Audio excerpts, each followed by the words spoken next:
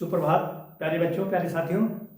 आज आपको हम बताएंगे, कुछ हमारे बच्चे कमेंट कर रहे थे, श्रीमान जो पढ़ा जाता है वह याद नहीं रहता। याद करने के कुछ हम तरीके आपको बताएंगे। जो पढ़ा जाता है वह याद नहीं रहता, क्यों नहीं याद रहता? भाई यहाँ पर ज्ञान की बात आ गई ना। किसकी बात आ गई? ज्ञान की। तो जो हम जिन चीज़ों को एकाग्रता के साथ हम उसको पढ़ेंगे, क्यों नहीं याद होगा?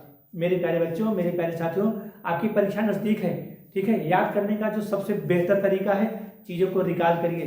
चीज़ों को रिकॉल कैसे हम करेंगे? मान लीजिए दिन भर आपने पढ़ा, तो शाम को उसको बिस्तर पर जाने से पहले आधा घंटा पहले चीज़ों को धीरे धीरे रिकॉल कर लीजिए। और जो चीज़ें नहीं याद होती हैं उसका एक छोटा छोटा आप टुकड़ों के रूप में कागज का टुकड़ा भी बना करके उस चीज़ में भी आप याद कर सकते हैं। और चीज़ों को धीरे धीरे रिवीजन करने पर ध्यान दीजिए, क्योंकि चीज़ें रटने से नहीं आएंगी।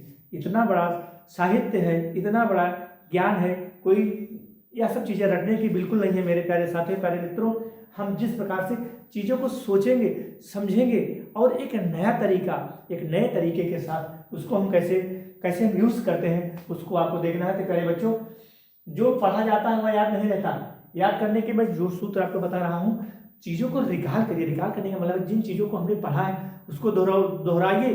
2 बार, 3 बार, 4 बार, 5 बार, क्यों नहीं याद होगा? याद करने का मतलब ये नहीं कि रट्टा मार दीजिए, बिल्कुल दिमाग में रटने समझने की कोशिश करो। कैसे समझेंगे? जिस प्रकार से हम सूझबूझ के साथ खाना खाते हैं, पैसा यूज करते हैं, घूमने टहलने के लिए जाते हैं, सूझबूझ के साथ जाते हैं, वैसे सूझबूझ दिमाग इस पर भी लगाइए, पढ़ाई पर भी लगाइए, ज्ञान पर भी लगाइए। वही तो मैंने पहले कहा कि धन बड़ा होता है कि ज्ञान। तो ज्ञान का प्रयोग अगर हम करना सीख गए तो धन तो अपने आप आना शुरू हो जाएगा। मेरे प्यारे साथियों, तो इस प्रकार से जो हम पढ़ते हैं उसको रिकॉल करने की कोशिश करिए। उसके बाद कॉपी पे 2 बार, 3 बार, 4 बार लिखिए, अपने आप चीज़ें याद हो जाएंगी। आपको बिल्कुल परेशान होने की जरूरत नहीं है मेरे प्यारे साथियों, मेरे प्यारे दोस्तों।